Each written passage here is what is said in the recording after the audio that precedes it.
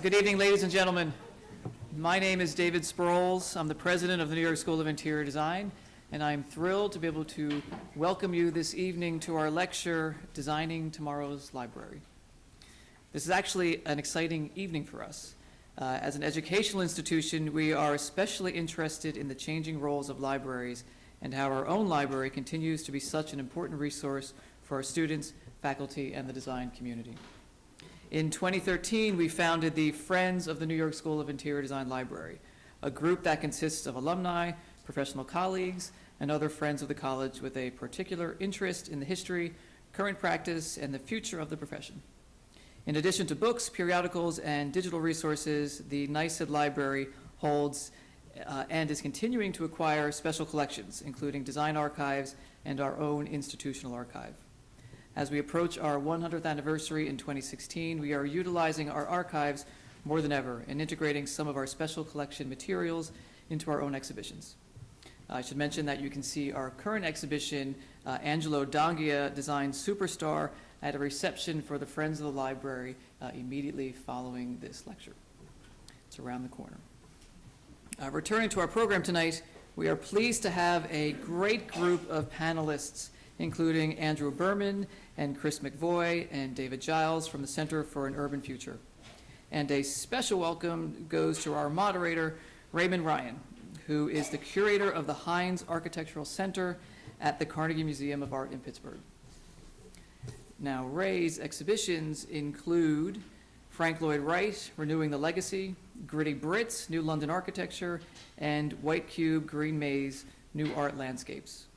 He's the author of Cool Construction, The Architecture of Slow Beauty, and co-author of Building Tate Modern. Ray graduated in architecture from the University College Dublin and Yale University, and taught in the School of Architecture at the University College Dublin.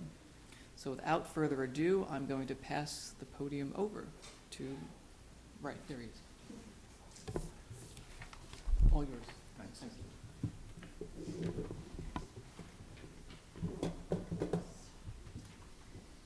Hello, good evening. Thanks for coming. I'm going to say just a few words perhaps about libraries and what maybe they might mean or what the potential might be, what some of the issues might be about library design today.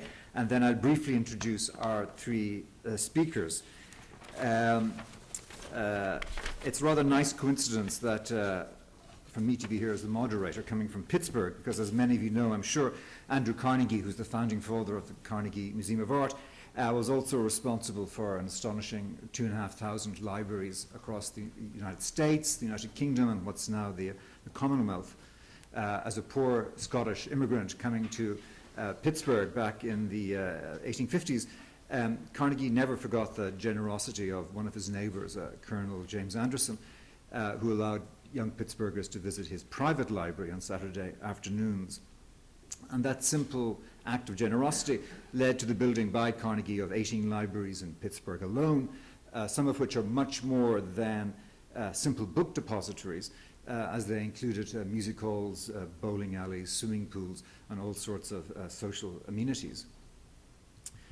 When we think of the word library, we may instinctively think of some grand, formal edifice, the 19th century idea perhaps of a library with an imposing facade, hushed reading rooms, and stack after stack of books. Modernism, of course, opened up such concepts of institutional architecture, de-emphasizing the facade, and as with Alvar Aalto, for example, working in Finland at mid-century, encouraging the bibliophile and the casual visitor alike to wander and explore in natural light. Light, of course, being a very important not just reality, but also perhaps a metaphor for many of the great library designs. Aalto's contemporary Hans Scharoun expanded notions of organic architecture to a concept of what we might term metropolitan landscape, as with his Staatsbibliothek in Cold War Berlin. You might remember that, movie buffs among you, from some of the interior scenes in Wim Wenders' movie Wings of Desire. In recent decades, we've witnessed a whole new batch of monumental libraries, from the resurrected, as it were, Library of Alexandria in Egypt by Snow Hetta, won by Snow Hetta, then an unknown firm, through competition, Dominique Perrault's Trégon Bibliothèque in Paris with its glass towers simulating open books, a rather dubious metaphor in my opinion. The Seattle Central Library, of course, by perhaps today's most provocative architect theorist, is also a key project to think about. Rem Koolhaas and his Office of Metropolitan Architecture focused in Seattle, of course, on program, on the management of a vast array of information and on public interaction. The Koolhaas building did not, however, occur in a vacuum. It is rather perhaps the blatant star in a series of libraries throughout Seattle, including one, for example, by Boland Zielinski Jackson. Our focus this evening is likewise not only on eye-catching architecture, although of course we all love beautiful buildings, but on new and evolving ideas of the library for us all. In recent years we've seen provocative explorations of neighborhood libraries in places as different as Atlanta by, for example, Max Goggin and Merrill Elam. I think they've made 3 libraries in suburban Atlanta. In Medellin in Colombia, the hometown, of course, of Pablo Escobar, it's amazing how libraries have, in the last few years, 2 sets of 5 libraries each have been instrumental in radically changing the perception of that city and the way in which people move through that city. That's to say that the libraries are both extraordinary buildings in many cases in themselves, but they also are very carefully stitched into the neighborhoods, into the barrios in which they are sited. In London, in the East End of London, David Adjaye, who was part of this Gritty Brits show that David mentioned in his introduction, has made several libraries in and around Whitechapel. In that case, they rebranded the word library with the term idea store, as if they were, I think, taking some lessons from Steve Jobs. Indeed, the remarkable changes in technology have, as we all know, and especially perhaps for younger generations, radically shifted the nature of reading and information retrieval today. So we might ask, what is the role of architecture and design in this shifting technological and social landscape? How can design better serve the cultural needs and desires of communities today? Does indeed the library, as we have known it, have a future as we enter the 21st century? To share with us their considerable expertise, we have this evening 3 speakers, as David has already mentioned. Each will speak for, I think, 5 to 7 minutes. Is that the game plan, more or less?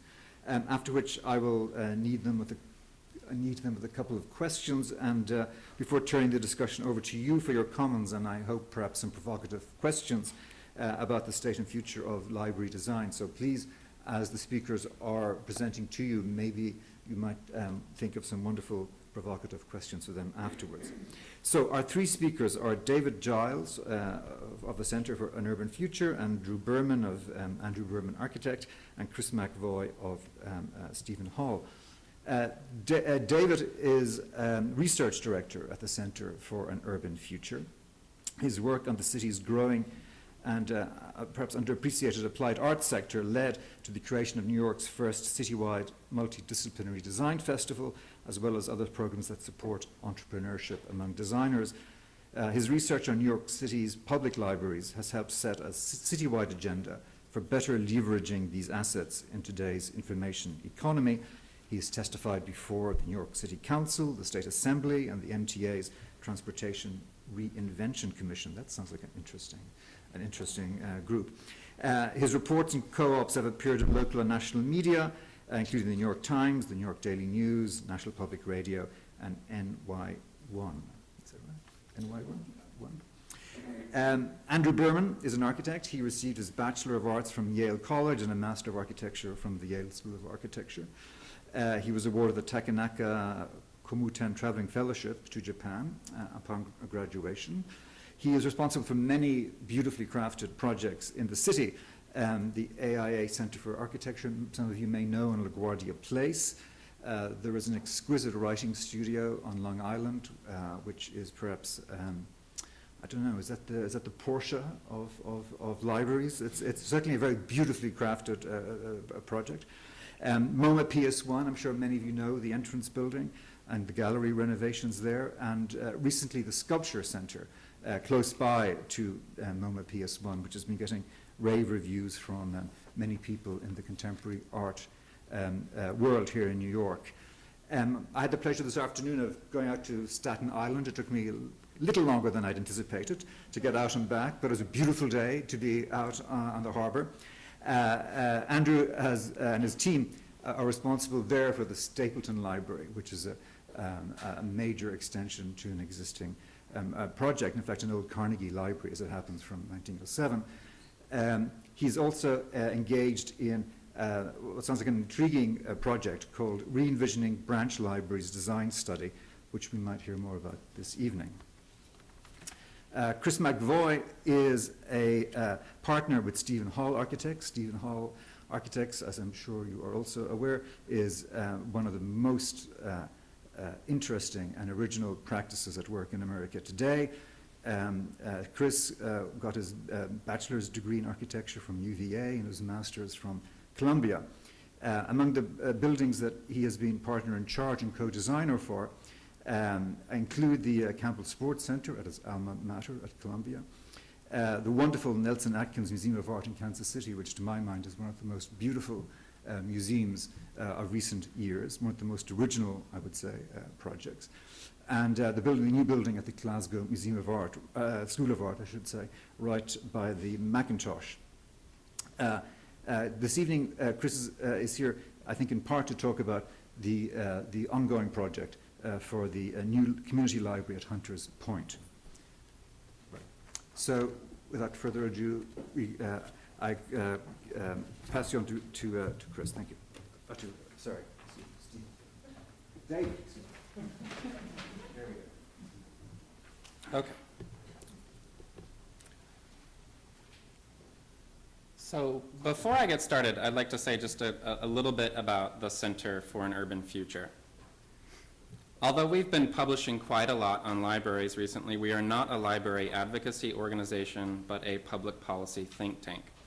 We research a wide variety of different issues, including youth unemployment, the increasing economic importance of higher degrees, immigrant and low-income entrepreneurship, the aging of the city's immigrant population, and much more.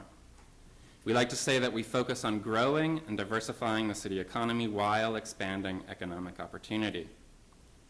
In 2013, we published our first report on public libraries, in large part because they started popping up on our radar as an important resource for all of these different constituencies. And we felt that their role in the city's human capital system was not appreciated or understood by policymakers. In that report, called Branches of Opportunity, we documented in detail how the city's seniors, immigrants, pre-K through 12 students, and unemployed were using their libraries, and how visits, book circulation, and program attendance were skyrocketing in the age of the internet. Every year, New York's 200-plus public library branches greet more visitors than all of the city's professional sports teams and major cultural institutions combined. Something else we noticed, though, was how severely the physical infrastructure had been neglected. So last fall, in another report called Re-envisioning New York's Branch Libraries, and a design study that we did with Andrew Berman and the Architectural League on design approaches to the existing infrastructure, we set out to document this neglect and its effects, and also point out what might be accomplished if the city started to invest systematically in these important community assets. As you can see on the cover, and also in more detail here on this map, public libraries are embedded in nearly every neighborhood in New York. Almost everybody is in walking distance of one. This alone makes libraries an incredibly valuable public resource. If you're a policymaker and you want to do something on linguistically isolated seniors, let's say, where do you locate the services? If you're working on reducing barriers that immigrants face and accessing workforce development services, how do you get to those people? If you're the Office of Emergency Management and you need access to residents during and after a disaster, where do you go? Outside of the libraries, there aren't a lot of options. But they could be so much more if we invested in them. As you can see here, the vast majority of the branches are pretty old. The average age of libraries across all 5 boroughs is 61 years, and about a quarter of them are over 100 years old. You can see here that Manhattan and Brooklyn have the very old libraries, and then there are just a few others scattered in the other boroughs. With the help of the 3 library systems, we identified $1.1 billion in capital needs, the vast majority of it for state of good repair, rather than new construction or major modernization efforts.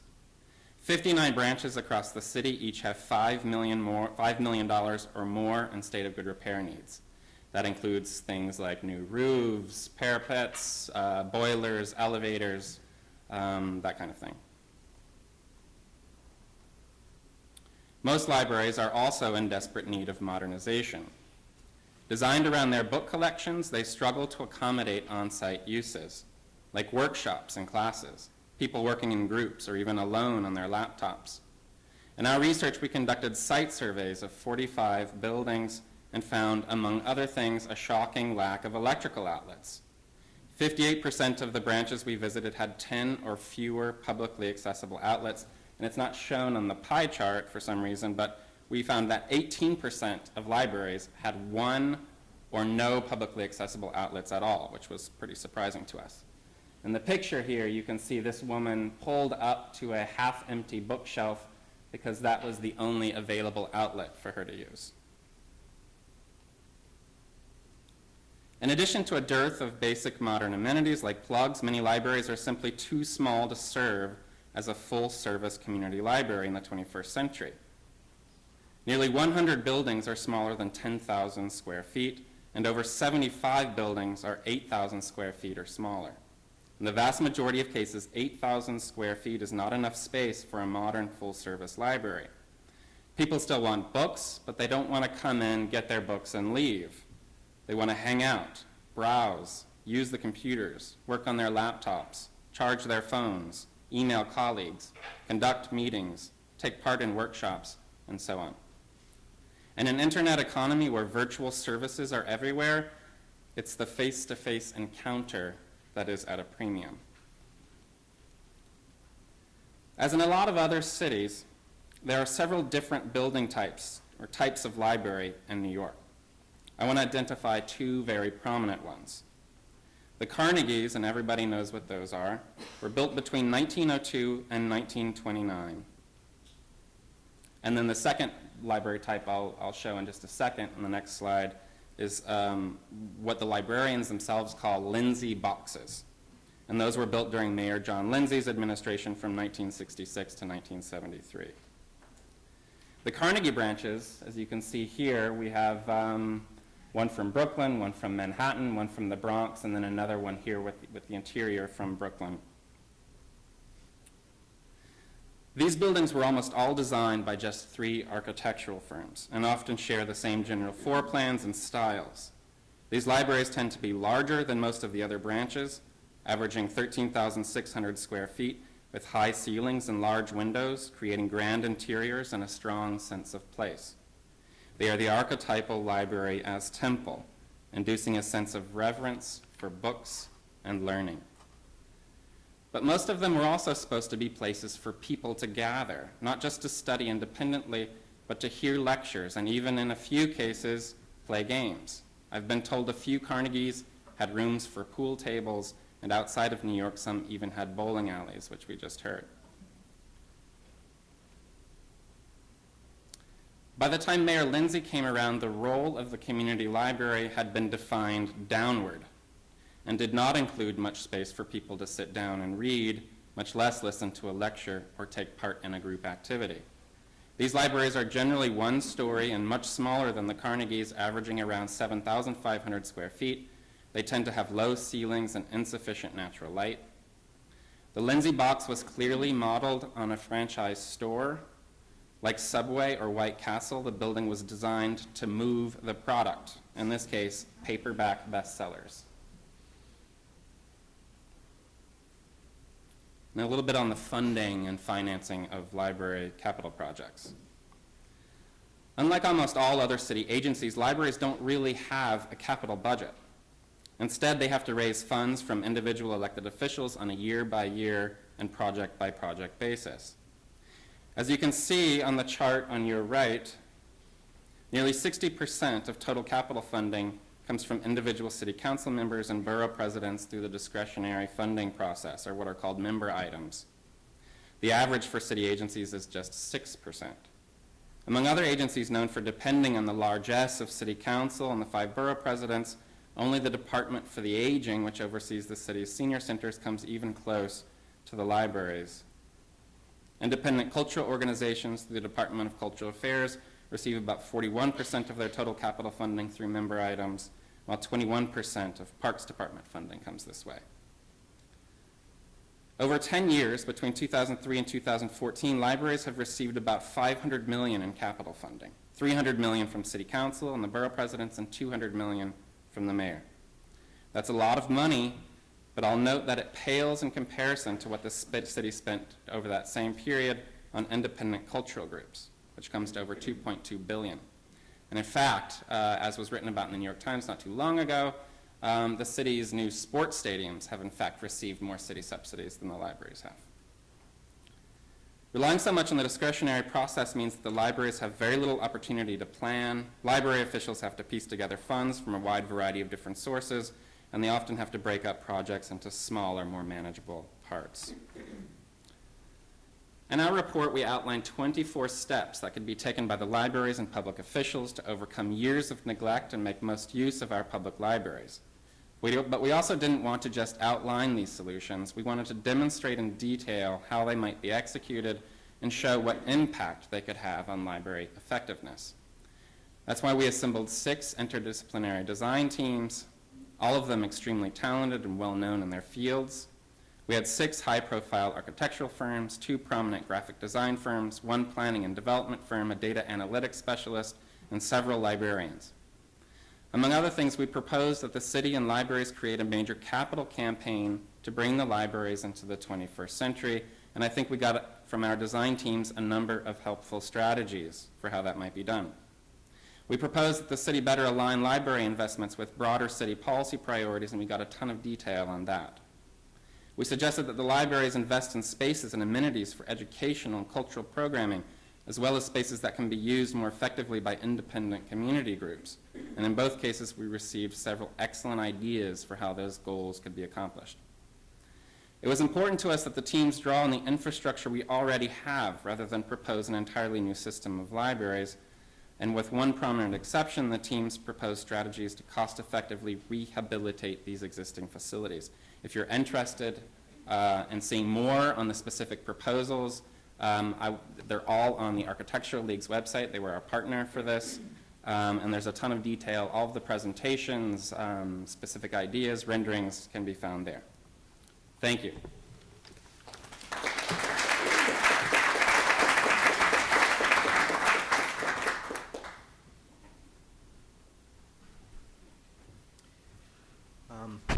Good evening. I'm Andrew Berman. Thank you very much for the invitation to speak here tonight.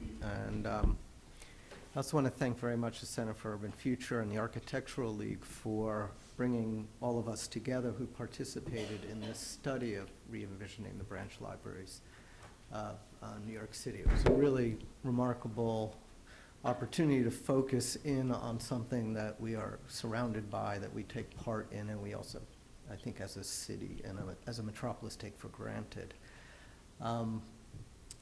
And tonight, what I'd like to do is just quickly show just a sliver of our study, enough to kind of give you a taste of some of the things we were thinking about, and then quickly show a library and a half that we have designed. So in re-envisioning these branch libraries, we started with research and got out and saw an awful lot of the libraries in the 5 boroughs under 3 systems. And a quick point I want to make is that the New York City library system is 3 independent systems. There is Brooklyn, Queens, and NYPL. And these systems are autonomous of each other. They are out there fighting for funding on their own. They're fighting for funding probably against each other, looking for donors. You would think that the city would be a unified system, and there might be some genuine efficiencies there. But like the subway systems of old, they are independent and they are kind of working in parallel to one another. This was known to me, but it's really a surprise once you get out there and you can start to feel the pulse of the different systems in each of the respective boroughs and neighborhoods. In our getting out there, we decided first to really take on the branch libraries as fact. They're building stock. There are 207 or so of them out there. They exist. They perform, albeit often under duress and neglect. And we wanted to just really look at them hard at what they were, try to assemble some basic tenets that we could apply to them, to across the board make some holistic suggestions of how to bring them up to the present and perhaps even the future. So one thing we came upon in looking at the libraries is that there's a need for increasing transparency. Transparency literally, transparency in a kind of phenomenal sense, transparency in a social sense. The libraries often are foreboding to some. The Carnegies, for all of their beauty, often have a foreboding presence to some people. The Lindsay boxes are foreboding in a completely different way. They're often just not even recognizable unless you know exactly where you're going and what you're looking for. So transparency is an initial premise to seek. A very basic problem the libraries suffer under is a very limited operating hours. Here in Brooklyn at the Walt Whitman Branch Library, you can see it just a few hours, 4 days a week. I think if the libraries were open 24/7, they would be full of people actually doing work 24/7. This is the age we live in. People who do have work, who attend, have regular work schedules, can't get to the libraries because the libraries aren't open when they're off. So this is something we want to think about. This could be addressed in a funding sort of way, but it could also be addressed, I believe, in an architectural way.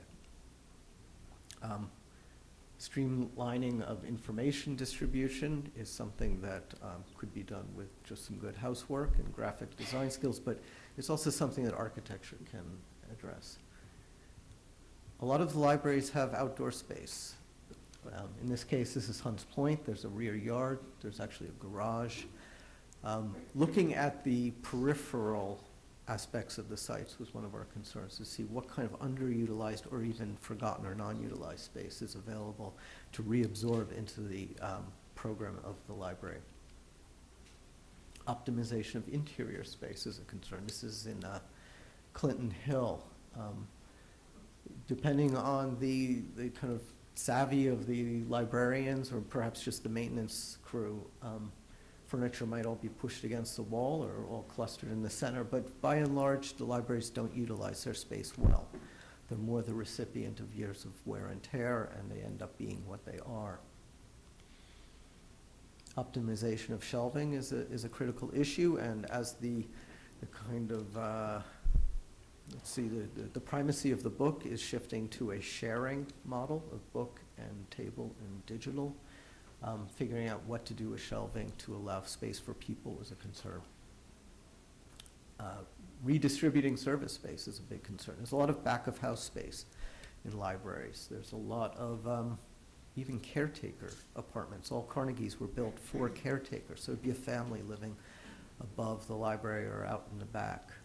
Figuring out how to reabsorb these program spaces was a concern. And integration of technology is a big concern. As David said, a lot of libraries don't have outlets, very primary need. Those that do have outlets or computers are often jerry-rigged and just awkward and inaccessible. And improvement of sight lines, which doubles back to the whole idea of transparency without and within. So in doing this, we looked at Carnegie's in particular, as well as Lindsay boxes. And we looked at a basic Carnegie library, and here saw that in our analysis, only 35% of the floor space of an original Carnegie was actually being given over to the patrons, the public. And then staff and books and circulation space took up the rest. This is an untenable distribution of space, given that every Carnegie and every public library is woefully short of space.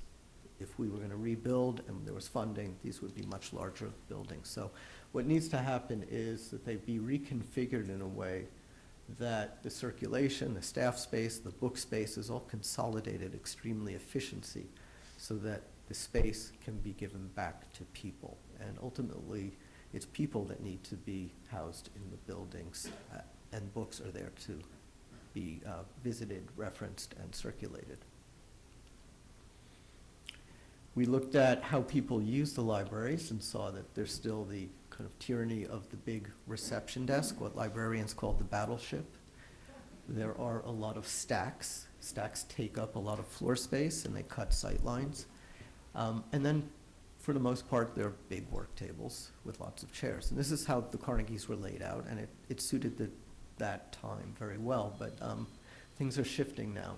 And we try to start to identify how people want to be. They want to be in couches, on beanbags. They want to be in flexible seating situations. It depends very often on what you're there for in a library. It's no longer just to access a book and sit at a table.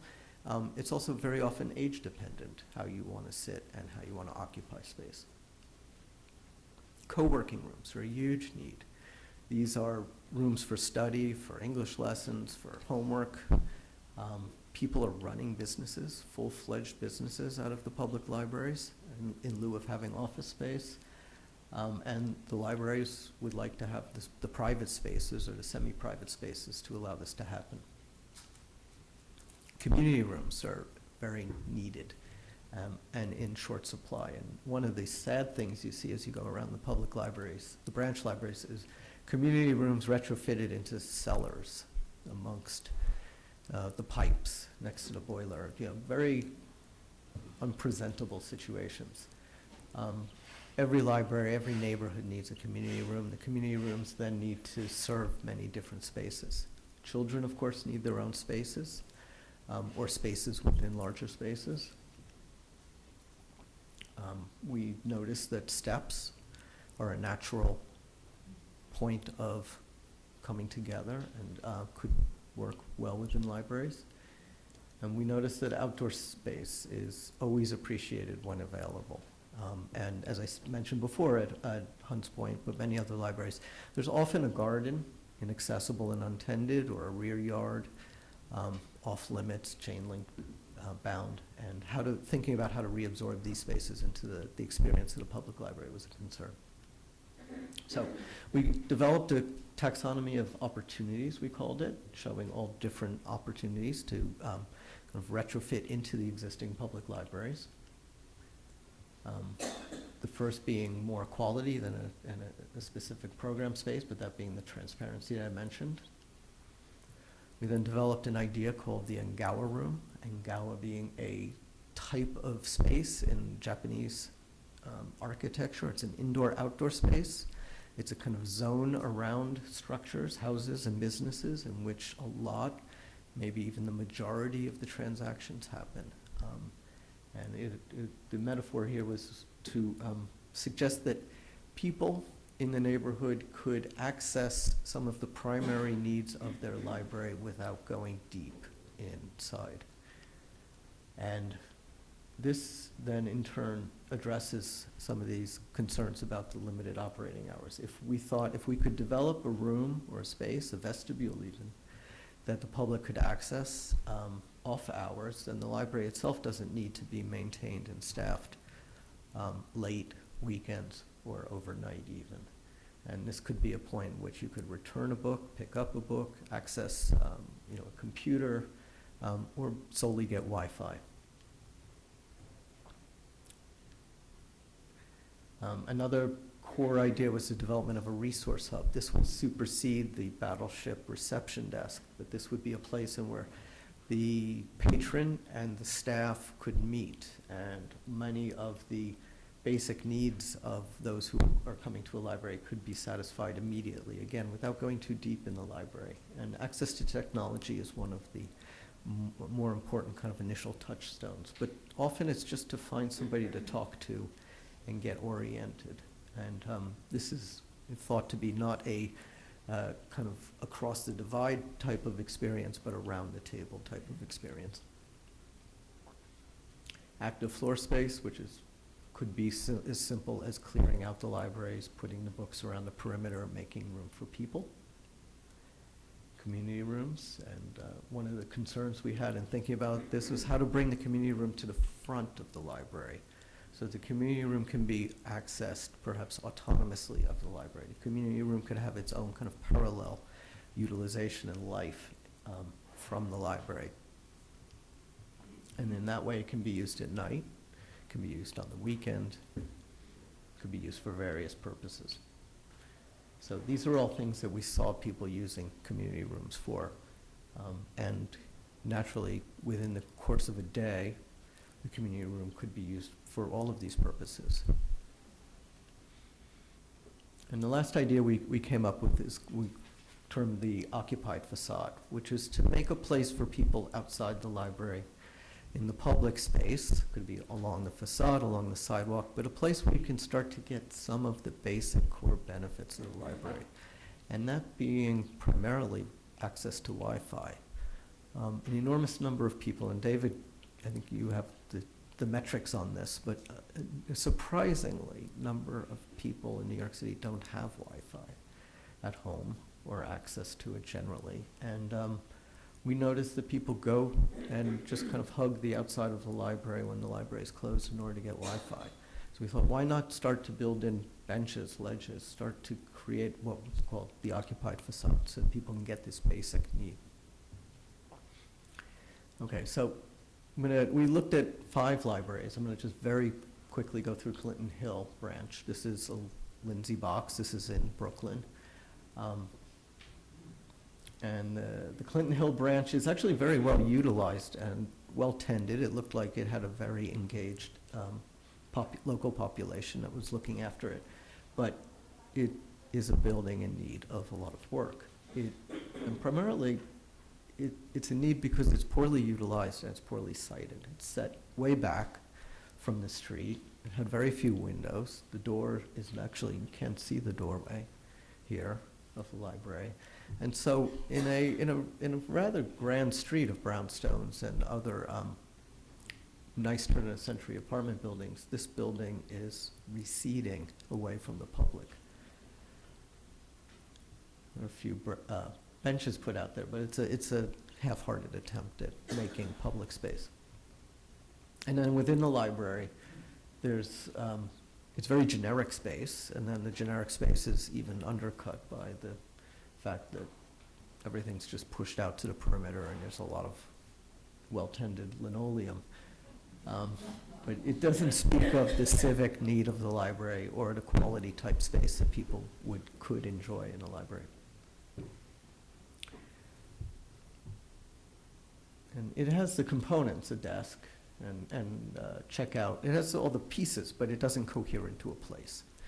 And so what we thought about here was take the existing building and perform a number of actions to it. First is to open it up in the front. Bring a community room, which is in the right-hand side, up to the front. Create a large vestibule that is well lit from within, and the vestibule becomes that Engawa space that I mentioned. Bring the children's room up to the front. Here's the community room. By removing the one-story brick in the front, you start to open up the building. So it becomes apparent to the neighborhood that it's there.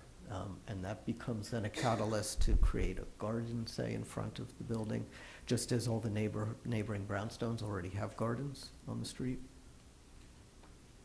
Create the resource hub right in the center. So claim that instead of that big empty linoleum floor area, put something clearly public and a destination there in the center. We were showing 4 workrooms, the co-working rooms, the children's area up front, and then in brown, tiered seating and seating in the garden, so that the front of the building becomes an occupied place even when the library is closed. And then here is a just simple axonometric view to show how the building can sort of turn itself inside out. All this is within taking a very generic structure and trying to create character and sort of diagram some of the ideas that I just put forth. Now, I'm going to just quickly go through 2 libraries we did. This is a very modest renovation of the 2nd floor of a Carnegie, this in Washington Heights. This library was built by Carrere and Hastings, who also designed the main library on Fifth Avenue, and one of the 3 firms that benefited greatly from Carnegie's largesse. It's a very nice building, and it's a very heavily utilized public library. And this is what the 2nd floor looked like when we first visited. It's, again, like the Clinton Hill, everything was drifting around and there was no place there anymore. And we were asked to make the 2nd floor a children's reading room, the children's floor. And so we kept the shell, tried to respect the scale and actually really revel in the scale of the Carnegie. Sure. Yes. Yeah. So everything's very low for the children. The bookcases wrap the entire room. And there's... Oh, before this?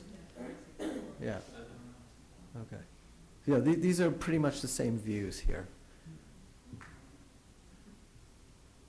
So one of the big differences you see is the library was dark. And going from dark to light is a way of, I think, creating, obviously a nicer environment and an accessible environment. So here, this looping line that wraps the perimeter and then kind of bellies in, those are the bookcases. And the bookcases are all low, and everywhere you go, there's a bookcase to approach. And then the bookcases make and frame the space, and the space is open for the kids. So in this diagram, you can see the bookcases, the shape of the bookcases and how they are dropped into, if you will, the Carnegie. And here are the bookcases, the storytelling area.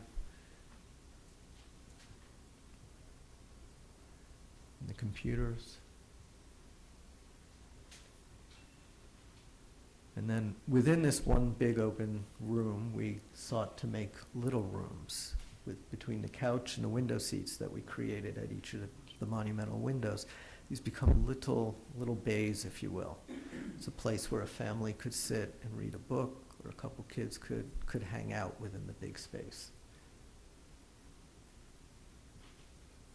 And this, it's a modest project, but this exemplifies a lot of the thinking that we're trying to apply to all of these projects, in that how do you have a big open facility, something that's evidently approachable, accessible, and public, and then within that start to create subdivisions of meaningful space without throwing up walls and making boundaries.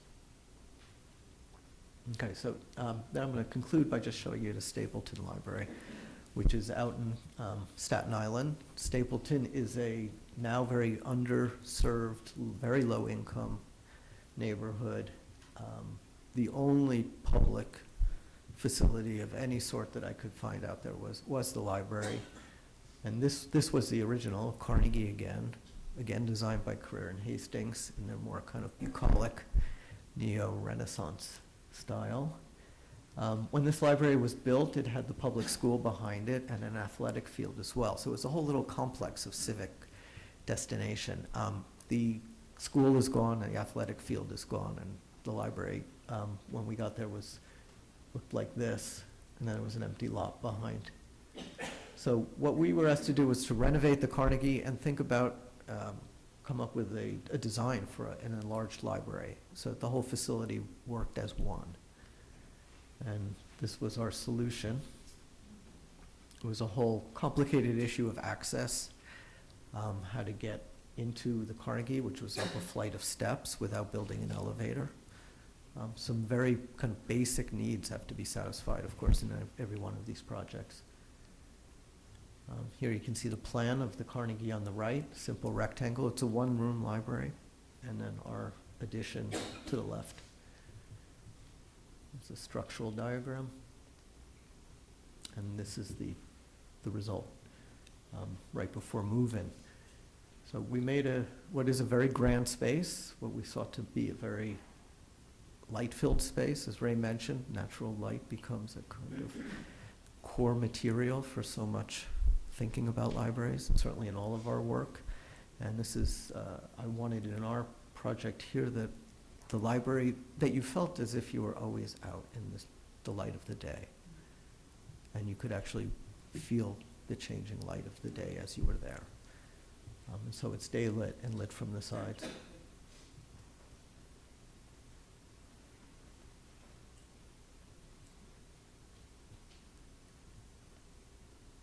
It's incredibly well utilized. It is packed. And really at all branch libraries, there are lines out in front before the doors open, even in the dirty, smelly, dark ones. But it's very nice to see that, you know, by 10:05 they're full.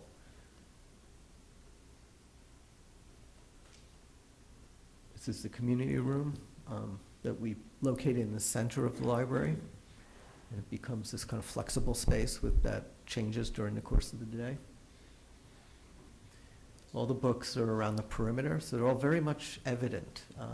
Books kind of create the interior, but they don't take up the floor space as they once did in the model of the stacks. The community room.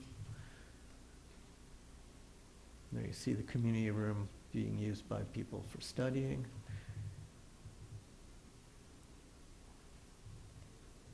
And we even noticed a man praying one day there. And the reason why he could do that and take off his shoes is we put the heating in the floor.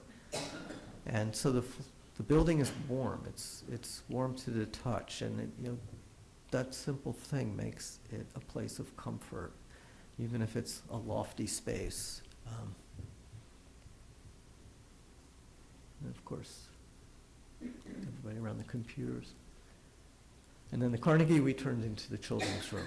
Took the one room, made a grand space for the kids. It's immediately accessible to the rest of the library, but it's really their own little realm.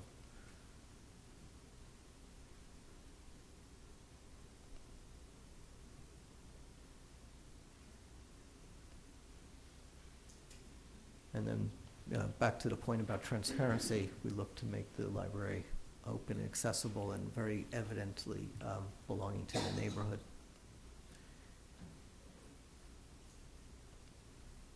And that's all I have to say. Thank you.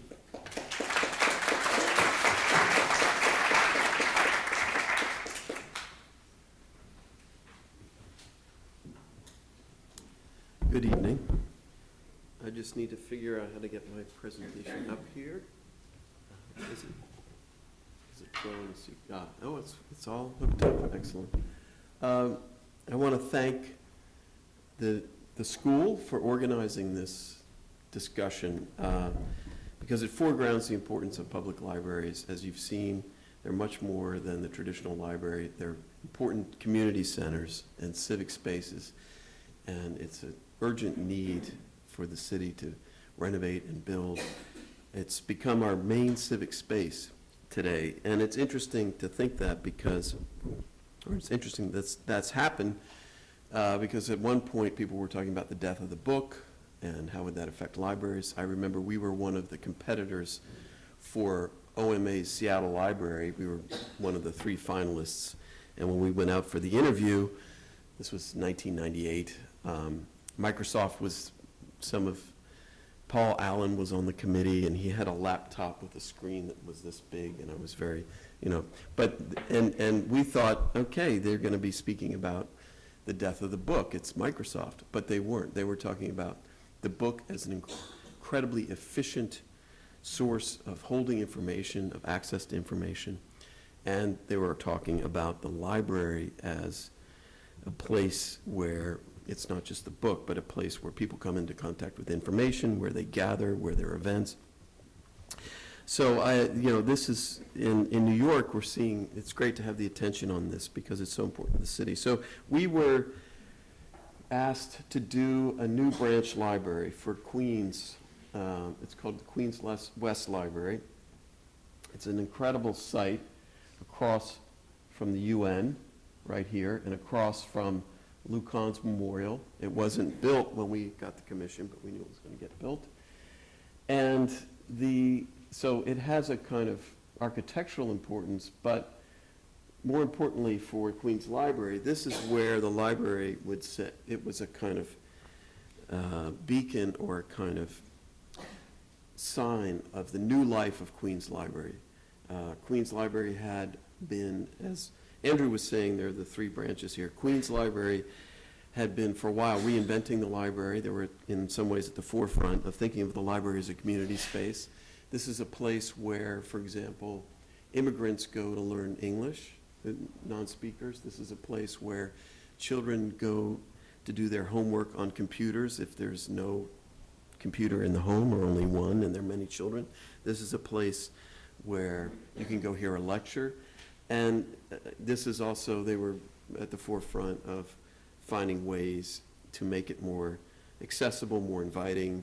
Some of the ideas about the research hub they had developed where there's self-checkout, things like that. So this for them was a very important project to show this new energy, and it was facing Manhattan. So the site is right on the East River. It's very visible from the FDR. There was a review about this in the New York Times in 2011 where when we unveiled our design, and Nikolai Rusov said, finally, Manhattan has something to look at across the way instead of it just being the other way around. So there was a big challenge because it's only a 21,000 square foot library. It's a branch library. And it has a very interesting history, this library, how this branch came about. This is an early rendering we made from Kahn's memorial. This is Queens West, a development that's now about 15 years old. And when it was built, the master plan for Queens West called for a public building on this site that had never been realized. And a group of residents became upset about this. They were promised some kind of public building. So they formed what was called, and a lot of these branch libraries have these kinds of citizens, very active citizens. They called Friends of the Library. And this particular Friends of the Library group formed before they even had a library. And they started working with Queens Library and said, we want a library on this site. Fortunately, there was a Jimmy von Bremer, the councilman, was working for Queens Library. So a lot of things came together, and the Queens Library worked out with the developer that they would be the public building and it would get realized. There was some funding from the development, the rest from the city. So it was very much a kind of activist start, and we met with them early on during the design process. So it was a need from within the community for public space, but also people from the city knowing that they needed to provide certain services there. Within, this is the walking radius, 5-minute walking, there are a lot of diversity of people living in this neighborhood that this community center library would be serving. And the views from the site are incredible back to the city. And how could we take advantage of this to create a library that's full of light, as was discussed, but with great expansive views in the New York City context on the river. And you can see this, it's right on the park. There's the Gantry State Park, which is right down here, which has quite a few tall trees. So we wanted to get up. we wanted to get up to see the views. So we had, these were our 6 concepts or aims that we formulated after researching and meeting with everyone. First, Manhattan views along the movement, that as you move up through the library, you'd have a rhythm of incredible views of the city, and then a kind of focus on the book and the information as you moved up. Second was dealing with this issue of the book and the digital. Does the book still have a place, and how do you integrate that with the digital? The third was these different users in the building, these different groups, the children's, the teens, and the adult areas. How do they relate to each other? Do you express them? Is there overlap? The fourth, how we make a public reading garden. We identified, as Andrew has talked about, the importance of an outdoor space, a reading space, and the invitation of that. Excuse me just 1 minute. As a kind of invitation to the community and a special place to read and be thoughtful. Excuse me. Material resonance, and these are things we always do. Excuse me. And then the importance on the skyline. Sorry, I've got a dry cough that's just attacking me, excuse me. So we actually did 28 schemes. And for this was not an easy one. And we started thinking, okay, the librarians are going to want a horizontal space, as they often do. More functional, easy to move around. But we realized that would not satisfy one of the key needs, which is that this building is a visible expression of the importance of a library, the importance of civic space, the importance of what Queens Library is doing. And it also didn't give us the views. So Stephen thought, this is an early sketch of his, that we could have this vertical movement, organize the library vertically with these large windows that are created, the shapes are created from the movement. Oh, thank you. Thanks very much. I'm not the only one. I appreciate that. Bear with me 1 second.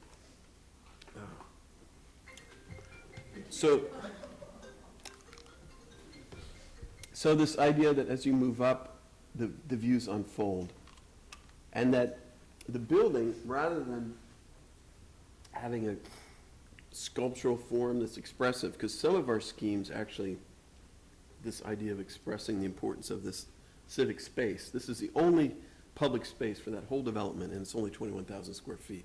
So how do you express the importance of the public realm with a tiny building? And so we had some very sculptural forms, but we realized that it was more powerful to have a simple vertical volume, prismatic volume, and have the sculptural qualities come from the space within, the activities within. So these shapes, these sculptural voids that are cut into the facade, come from the stairs and the movement, their shapes, and they also express the larger interior volumes. So, in fact, at night there's an inversion where the glass glows and you get these very sculptural figures. But the form itself is a prismatic volume. It's the energy in the space that gives the expression. This was an idea that we developed about the digital and the book, and how could you have both. And because we had this ascension, this moving up, we thought when you walk into a library that the books should define the space, similar to what Andrew did around the perimeter, that you would see the books. There's something about that that tells you it's a library, that tells you it's a place of information, and there's a kind of comforting aspect to that, to the book. But then, for the digital, facing the entrance when you walk in are a series of desks that with computers, or you can go with your laptop. So that was the way we integrated these in a stepped section. There's a drawing of how that works, different drawings. Underneath that is the large community space. So it gets an interesting shape from the movement up. And then this issue of the three groups, the three ages of users, and how they each have their own needs, adults, teens, and children. But that rather than each one, that the expression on the facade and the windows, instead of one being children, one being adults, one being teens, that they would begin to blur and mix. And in fact, on the other side, they switch, so that, an adult can be a child can be an adult, that these things are not so deliberately one-to-one, that they merge more. So this became a way of giving a strong expression to the building, to the civic life. And, we were thinking, how can this little building be a strong presence with these huge, anonymous, rather banal towers? And one insight we had when we were thinking about horizontal or vertical is the Pepsi-Cola sign, which has an incredible presence. And that if we could make our building at that scale, and if it could have that kind of animation, and if at night it had a kind of figural glow, that it would stand out, it would speak for the civic realm, even though it's so much smaller. So the organization, all the spaces are connected with an open vertical continuous volume here. And this is the stepping, this is all adult. The top is the teens, which can be very noisy, so that's all acoustic. It's open, but it's all acoustically dampened. And then the children really need their own area, so there are 2 floors there that are sculpted shapes. But there's 3 different ways to move up through the building, so it's very porous and active. This is Stephen's sketch of the children's space, that there'd be a step seating area for stories, but then the floor itself could turn up as a place to engage, where the architecture really engages the space of the kids. That's the upper level of the children's area, where sculpting of the window openings frames the skyline. The reading garden faces east to the community. This is the main access road here to the site. The park is here, the river's there. So that we could shape a triangular space. We decided to orient the building exactly true north. And what that did is it created an interesting reading, a kind of semi-enclosed space just from the buildings themselves. And it also created a relationship to Con and the UN. So this other building, the other aspect of the program, was that the park needed offices, so they were providing a little bit of budget. And then all the services, after Sandy, we had to remove them out of the basement, bring them up. So all the incoming services are here. So we organized that as a simple street-defining bar, 1 story, which helps shape that space, that garden space. And it's all open on the street except for a few benches here. There's a grove of ginkgo trees in the reading garden. So the other idea here was that you have a huge, you have a huge park space here, very open, but there's no intimate landscape space in all of Gantry State Park. So that by putting the park on the east side and framing it and having a grove of trees, we could provide a very different kind of space than what the park had, and a space where you could have readings. The material is in a textured concrete that's then stained with a silver stain to pick up the light.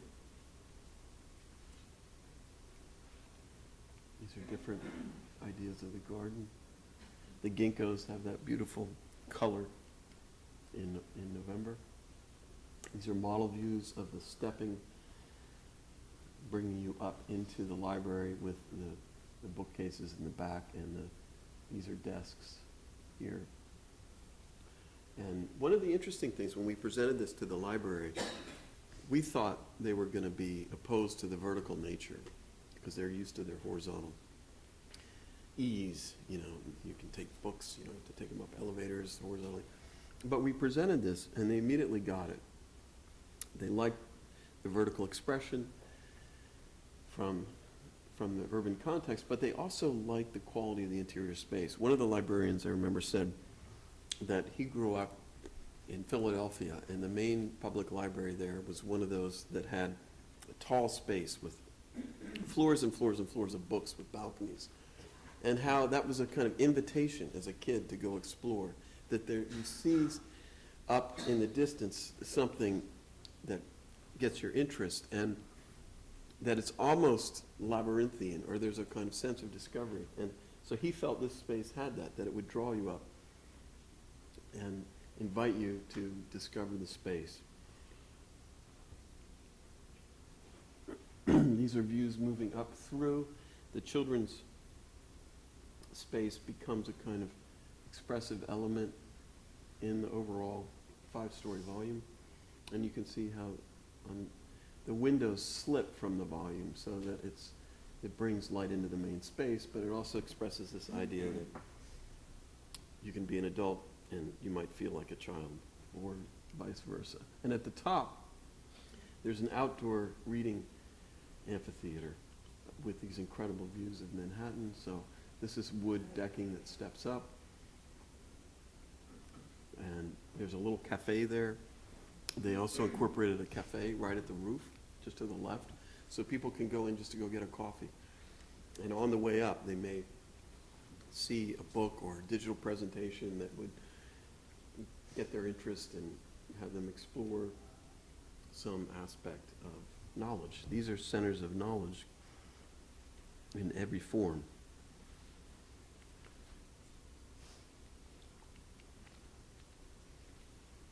This is actually the old one before Con. I flipped them. This should have been with Con. But we broke ground in June, we've got this project in 2010. So 5 years later, we broke ground, which is not bad for major public work. And it just is just to say, it took an incredible number of people to make this library happen, from the citizens who started the Friends group, from people like Jimmy von Bremer, who worked in the library and then became a councilman, to all the different politicians and the Queens Library staff. I mean, it was not an easy process, but it's one that had a lot of support because of the importance of libraries as public space, and because this library was such a visible statement about that, as well as filled such a need for a large neighborhood.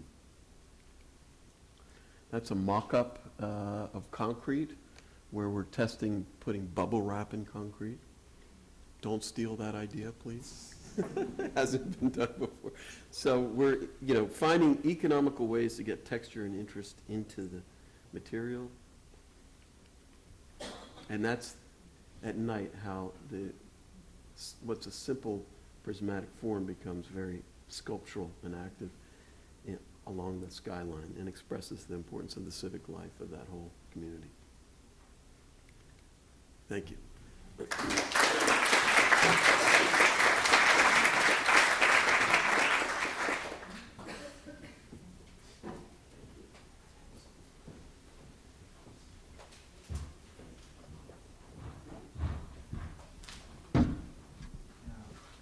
I know time is slipping away, but I think maybe just a few minutes for some questions. If I just get the ball rolling, maybe. I was intrigued to hear about these Lindsay boxes. I'd never heard of the Lindsay box before. And I'm also intrigued to see how many of the Carnegie libraries were here. I didn't realize there were so many in New York. Maybe I could ask, maybe you could just tell us a little bit about the context of the Lindsay boxes. Why was there a surge in making libraries under Lindsay's mayoralty?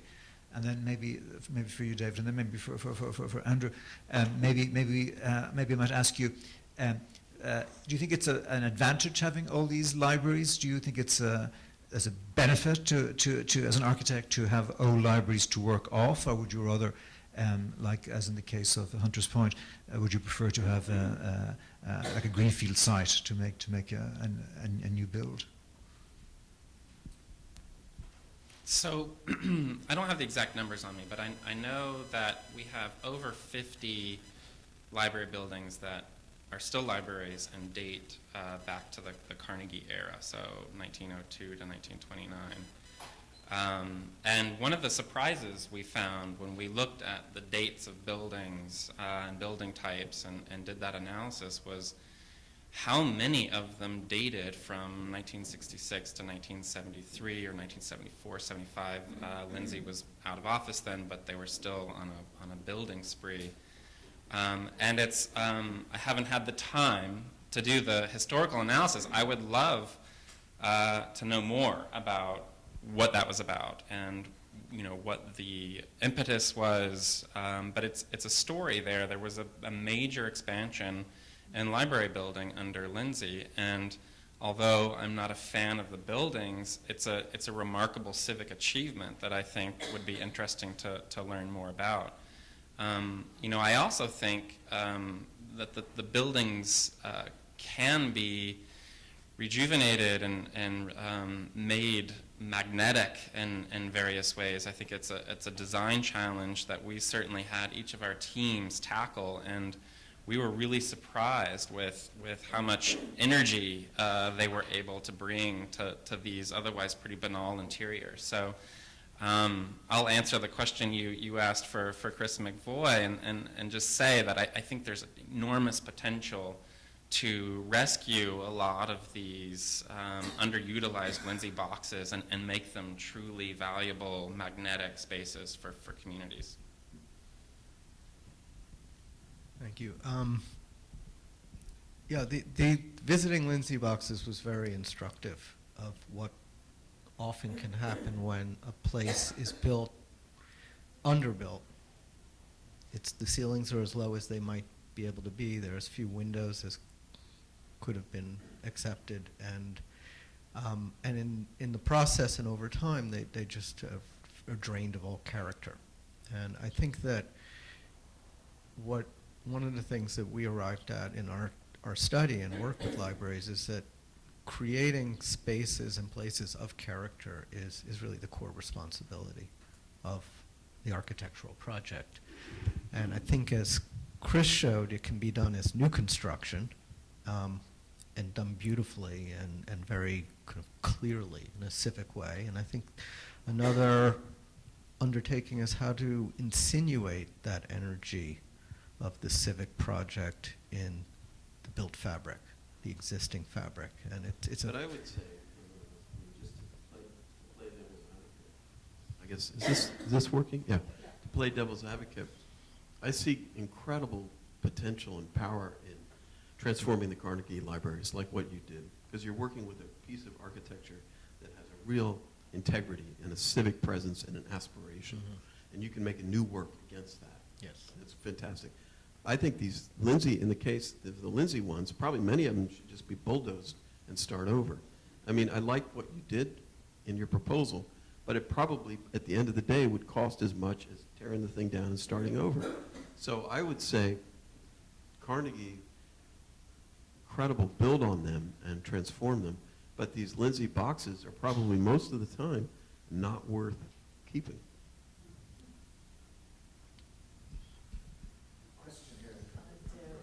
So great presentation, thanks guys. So here's one of the things that seemed to be a continuing missed opportunity, which is not about you guys, but maybe about the context of what libraries need. Well, first of all, the scale of your building and context of those huge buildings brought it to the fore, but also the first project where you made a proposal for the Lindsay box in Clinton Hill. It occurred to me, you're in a 3-story, 4-story zone of brownstones, and it seems like there's an opportunity. The buildings seem too small for the site. And again, with all of the Lindsay boxes and this whole notion of 1-story horizontality, which makes absolutely no sense to me in New York City anywhere, at a minimum of 2 or 3 stories. Even in the project and I'm sure that there's all kinds of other issues involved with public work and all the nonsense, but even that project in Staten Island, to continue the notion of 1 story, and I'm sure there's programmatic things, but there's also ways to create a multi-use facility where part of it is leased out, and it just seems like there's I don't know, maybe because there's a lack of vision in the public libraries administration, but between the one in Clinton Hill and there seems to be 1 story in Brooklyn. Right, It's kind of right. Well, I mean, our Clinton Hill was was it a test fit, right? Right, and saying, we want to work with the envelope and see what can be done. And then, of course, that can be picked apart and decide if it's really worth undertaking. Another team, though, of architects and planners who were part of this study did take this on and look at air rights, and look at the volume above and beyond the library itself, and see that as a public resource and an institutional resource that could perhaps be tapped with co-development or by the library systems themselves, right? And is that something just that the administration of the libraries aren't capable of seeing outside of their own box and that they're not interested in it? Or is it just as a curiosity? Oh, I think it's very much on the radar, and I'm sure David can speak to it more. I think it's very much out there, but it's also extraordinarily complicated of how to disentangle the ownership and then Yeah, once you figure start out ways of introducing working together. private developments into this, it becomes difficult, I think. I mean, there's something nice about it's a public building. The whole purpose is public. Because I've seen where libraries are built into private developments. And, you know, there might be a small library and it's worth a lot, the site's worth a lot. So the developer buys the site and provides a new library that's bigger and builds their development. And the libraries can get swallowed in this other development.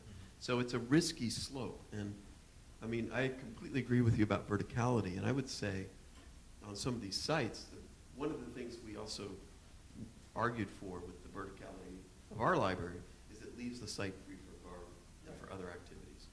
So, and other kinds of civic space. Doesn't have to be a garden. It could be like a place where, I forgot what you called that, sort of in-between space that's open 24 hours. Ngawa. Yeah, something like that. Or so I don't know if introducing commercial It's not to necessarily. densify, but But it could be that they're like the next municipal building. I don't know, it just seems. other municipal, yeah, density, absolutely. Another question over here, I see in the corner. I'm president of the board of Public Library in Hoboken, and I'm fascinated by this. You give all the right themes.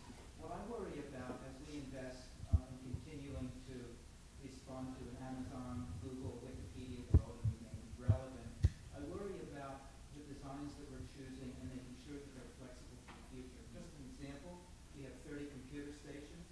As recently as a year ago, they were filled all day long. Now they're hardly filled at all.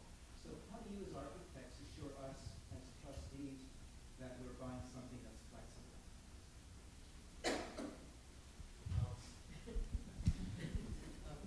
I'm glad you brought that up. I think flexibility is one of the kind of core requirements of all architecture. And it's one of the lessons I have learned and I'm continuing to learn by looking at old buildings. The Carnegies are very instructive in that way. These were built for another era with a different sense of personal space and public space, different visual iconographies. And for the most part, these buildings are relatively flexible. They can be brought forward, sometimes in very casual or slight ways, and sometimes more traumatic renovations. But I think the flexibility is critical, and part of, I think, the way to get to thinking through flexibility is to realize that the hardware and the technology is going to forever evolve.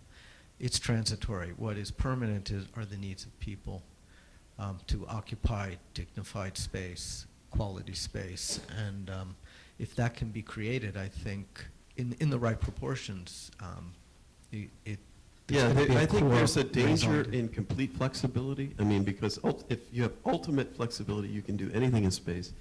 The space is not good for anything. You know what I mean? Like, if you try to make a space that can do anything, it won't be good at any particular thing, because it's just, and there are fundamental needs of gathering, of reading in a kind of collective reading in a children's area, a kind of a place to work that has a table, a place to lounge. So I think there's certain things that are flexible, like you could take all the bookshelves out and make it an open area and put in furniture, for example, in what I was showing.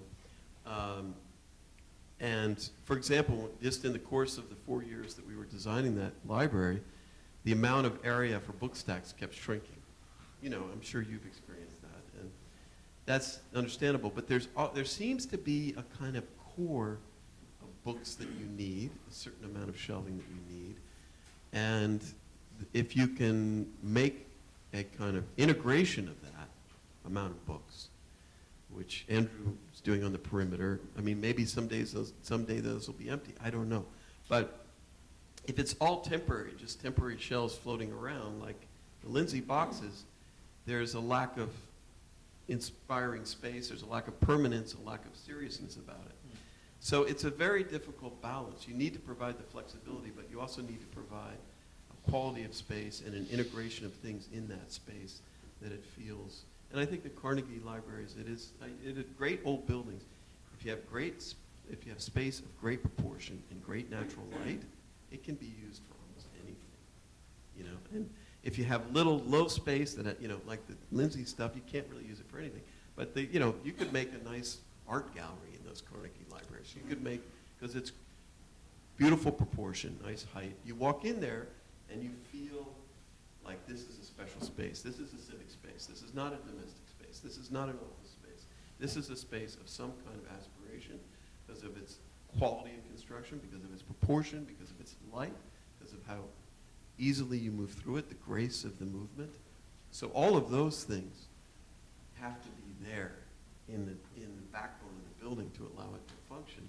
But then within that, I think you could have flexibility of equipment, of, you know. Yeah, hi. I just want to say, I appreciate how well organized this whole sequence of the presentation is, because it starts from historical study and how it develops into the future sort of thing. And the whole, during David's and Andrew's presentation, I keep thinking, what would be the future modality of libraries is? And, you know, obviously there's the celebrated cathedral-like Carnegie, and then you have the commercial warehouse thing of the Lindsay. And then, you know, I kept thinking, oh, maybe it's going to be some sort of an airport look-alike, except, you know, so it's a landmark, community landmark, except it's not celebrating people transiting, but celebrating destinations and gatherings. And then when I saw Chris's presentation, it's about vertical movements of workspace. So I'm interested from each of you, what do you think the future form and model of the library would be? So I'm gonna stick up for flexibility here. You know, the quality of space is important for sure. Sending a sort of, you know, inscribing into the building the message of importance in terms of civic space, that's important too. But just like community parks or other civic spaces that are, you know, programmed for particular purposes, for people to come and do particular things in, I think the libraries serve that purpose effectively. I think the Lindsay boxes, I mean, if you go and visit some of these pretty banal buildings, you'll see incredible activity. These spaces can be real hives of activity. People find their little nook. They do the things that they want to do. The librarians, they're not trained designers, but they move the furniture around. They try out different things. There's a lot of potential there. They're under-resourced. They have terrible furniture. You know, you can't get furniture through the capital budget in New York. So they're all under-furnished, inadequately furnished. But the spaces themselves and the flexibility that those boxes afford, I think, can be a real resource. They can be given, I think, the power to make tremendous use of those spaces, just like community parks are. So again, while I think, you know, the sort of monumentality of the Carnegies is important, and when possible, it would be nice to do more of that. But I think there's a lot that can be squeezed from the banality of the Lindsay box as well. So. I'd just like to say to the question that I would hope that in the future there's going to be a proliferation of more scales of libraries in the city. There'll still be the grand central libraries, the grand research libraries, the community libraries, the branch libraries. But I think there's also room for these tiny libraries, kind of mobile libraries that bleed out into the transit systems, into the parks, and kind of work in tandem with other civic spaces. And at its core, the library is a civic institution where information might be available or just a warm seat is available. And I think it can exist at the large, noble, grand scale, but it can also exist at a tiny scale and still be extremely valuable. I think we shouldn't sort of pose I think the success of those libraries in the Lindsay boxes have to do with the people and the communities and probably the staff running them and, you know, the programs they have, and they make use of incredible limited space in the most amazing way. I mean, it's one of these cases. And so, but we shouldn't make a kind of dichotomy between flexibility and monumentality. And I don't think I would argue for monumentality in the old sense, in terms of what the new library would look like. I think there is a kind of need that these spaces, because of their civic nature, they have to have a special feeling about them, some kind of, whether it's the scale, the materiality, or the, you know, the Carnegie era did it in one way. We have many new ways to do it today through other qualities of architectural space. I don't think the airport is the right model, and because, I mean, the importance of the library now, we've seen that even with the internet, and even with the incredible access to information that the internet provides, I mean, it's unprecedented. The need for the library continues to grow with it, parallel. So it's providing access to information in a completely different way, and it's providing all these other benefits, programs, after-school programs, as a civic space. And I think the form, if we talk about a kind of architectural form, it can vary tremendously depending on the place, the context, the size, you know, there isn't a one-size-fits-all, but I think it has to have this feeling of being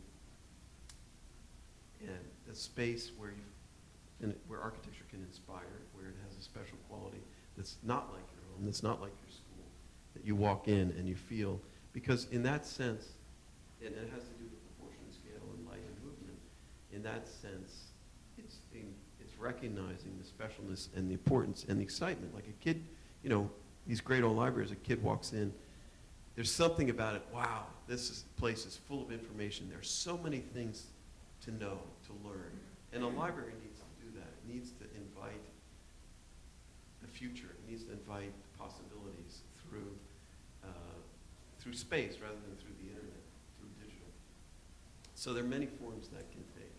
And I think it's most important to commit public resources to and foreground this as maybe the most important civic space that we're building today, so that we can realize this. And these studies of the problems, I think, are fantastic. It's a great start to say, look at the quality of these and how much they need to be improved and how bad shape they are.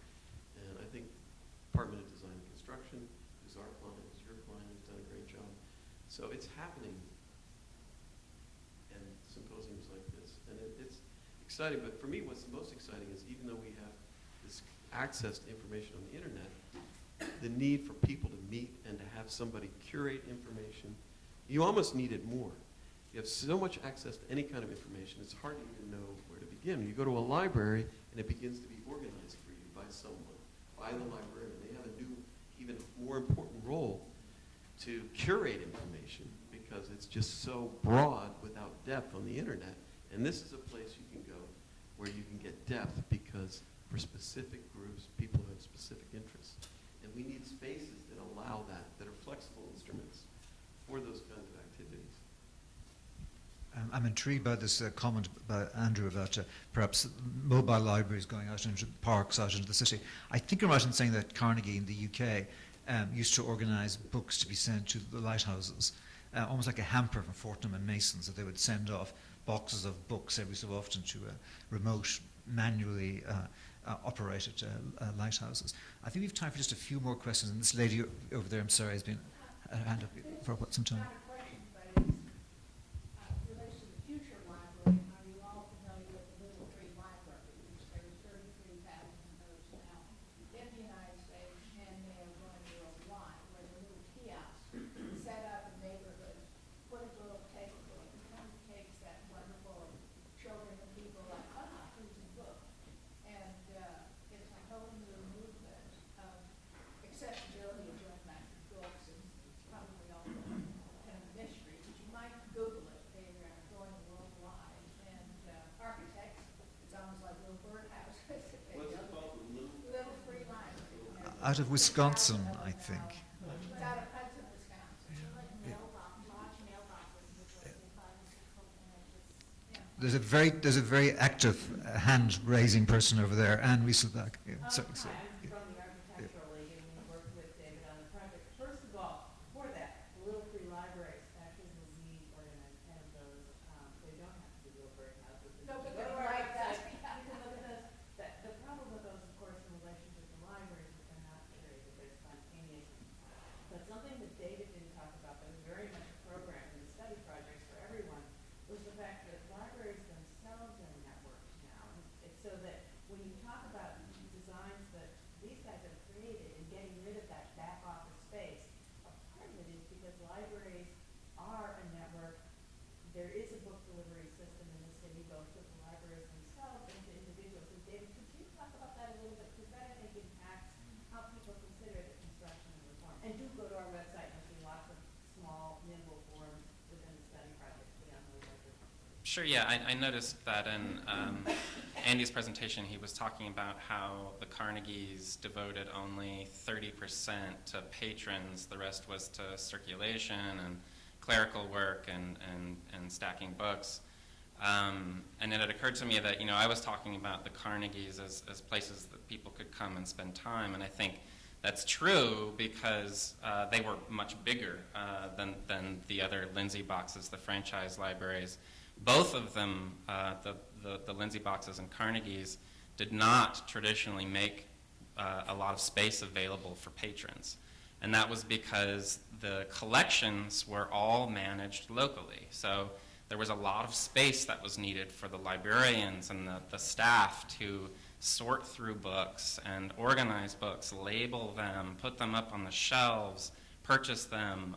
It was pretty labor intensive, and now all of that is pretty much done off-site for Brooklyn and for NYPL at a warehouse in Long Island City, actually. And it's a pretty high-tech place with some pretty amazing equipment. They have trucks, fleets of trucks that sort of move through the city delivering books. You can now go on the website of any of these libraries and order a book. You can see the entire catalog online, and you can have it delivered to your local library within just a couple of days. So the way people are browsing through books, using books, ordering books, and having them delivered through the library system has changed a lot. So that is definitely made the spatial allocation equation completely different. It's a huge opportunity for the libraries if they had funding to sort of rethink a lot of these spaces and to move the bookshelves somewhere else in the perimeter, and to rethink the space as a place for people as opposed to processing books. I can see that the time is almost up here. This gentleman has been trying to get in for quite some time, so perhaps the last question. I wonder if we are not, to an extent, over-exaggerating the way that we think that libraries have changed. The NYPL just selected a design firm to work on Mid-Manhattan, largely on the basis of a library that firm designed 30 years ago. And I wonder if this isn't a distraction from some of the other big important things that are going on with our library system right now, because at the same time,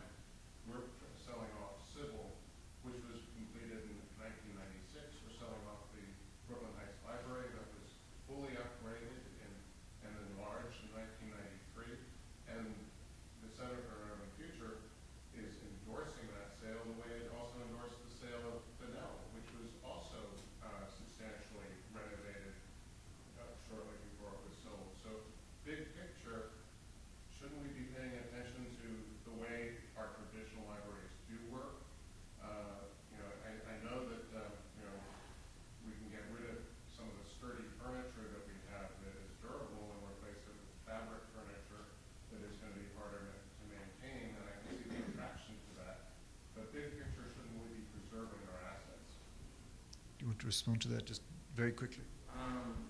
There are a couple of questions in there, and you're talking about the tradition of library design, and I don't think there was a tradition of library design. I think the Carnegies, there was a conception of what a library was when we were building libraries during the Carnegie era. And I think actually that conception, not the designs, but the conception of what a library does is much more similar to what the Center for an Urban Future thinks the purpose and conception of a library is today. I think we went through a period of about 30 years, 40 years that, led up into the early 90s where we had a very reductivist idea of what a library was. And I think that idea was really about moving books and putting books into people's hands.